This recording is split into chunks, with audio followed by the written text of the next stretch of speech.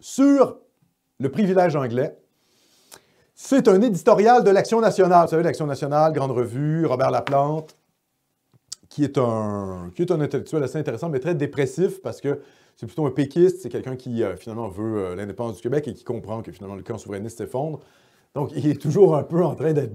Chaque éditorial est un rappel de l'état dans lequel est le mouvement souverainiste, c'est-à-dire, en fait, dans le néant, quoi. C'est-à-dire un peu ras des pâquerettes. Donc, il y a un petit côté dépressiogène à lire Robert Laplante, je dirais. Mais son analyse est intéressante, je vais vous en faire partie. Alors, il parle du privilège linguistique anglais, hein, c'est-à-dire, c'est ça, le tabou. C'est en fait que les Anglais représentent 8 % de la population historique du Québec et reçoivent 24 % en gros du budget, en gros, hein, du budget de l'État. Alors, il cite ici des chiffres, le gouvernement du Québec, parce qu'il dit, c'est ça, il dit, c'est pas simplement le Canada qui s'attaque aux Français, ce qui est vrai à travers les tribunaux, mais c'est aussi le Québec. L'État du Québec finance l'anglicisation. Ça, c'est fou, ça. Okay? Et ça, c'est la CAQ qui fait ça. Et avant, c'était le Parti libéral du Québec, et avant ça, c'était le PQ. Ils sont tous coupables de ça. Le gouvernement du Québec accorde aux universités anglaises 772 382 millions de dollars. Elles reçoivent 21 % du budget consacré aux universités. Cela représente plus de 3 fois le poids démographique des anglophones du Québec. Comprenez? Ils reçoivent 3 fois plus de pognon que leur démographie réelle. Donc ça, c'est une minorité privilégiée. Les Anglo-Québécois, c'est une minorité privilégiée. Et ça pousse quoi? Ça pousse les immigrés à parler en anglais et donc à angliciser le Québec. Ottawa en rajoute 364 231,7 millions, leur octroyant ainsi 38,4 % de ce qu'il consacre à l'ensemble des universités. C'est 6 fois le poids démographique. Donc, Québec donne 3 fois, le Canada, 6 fois. Privilège anglais. Au total, les contributions de toute nature, Québec-Ottawa, dont fondations et subventions ad hoc, etc., valent à la Rhodésie savante 2 212 654 500 $, soit 30 % du total québécois, pour 6 % de la population. Ils sont surfinancés. Pendant ce temps-là, est-ce que la CAQ arrête de financer Dawson et McGill? Non. Ils leur donnent de l'argent pour de l'agrandissement.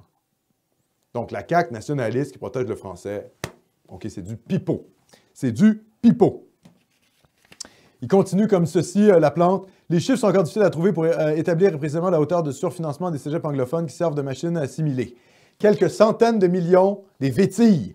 On ne s'en fera pas pour les 50 millions voués à l'agrandissement de Dawson, pour les bargains du cégep de Gaspé et son partenariat d'affaires avec l'industrie de la commercialisation du passeport. Ah oui, hein, le cégep de Gaspé qui donne des cours en anglais pour favoriser finalement les immigrés afin qu'ils aient leur passeport canadien. C'est hallucinant, quoi. Ça, c'est nos taxes et nos impôts qui financent ça.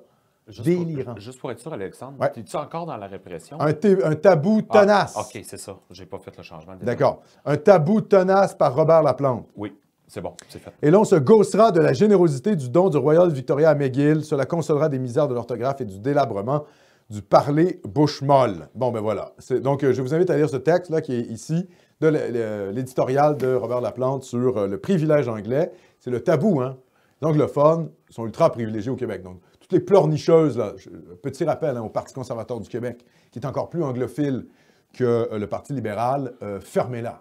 Arrêtez avec cette anglophilie. Ouais. Okay? Défendez la nation française d'Amérique, celle qui d'ailleurs pourrait vous faire gagner des votes. Parce que c'est en tenant un discours identitaire fort sur ces enjeux-là, qui coûte une fortune à l'État alors qu'il ne représente pas d'ailleurs un pourcentage de la population, à 8 % de la population, il faudrait financer à hauteur de 8 % du budget de l'État à la fois le réseau scolaire anglophone et le réseau, le réseau scolaire et le réseau de santé, ouais. Hospitalier, le réseau hospitalier. 8 % pour les deux. C'est ça qu'il faut faire. Ben oui. Pas les surfinancer à coût de 30 %. En plus, Ottawa les surfinance 6 fois plus que leur poids démographique. Donc, l'anglophilie, là, calmez-vous, là. OK? Les colonisés, là.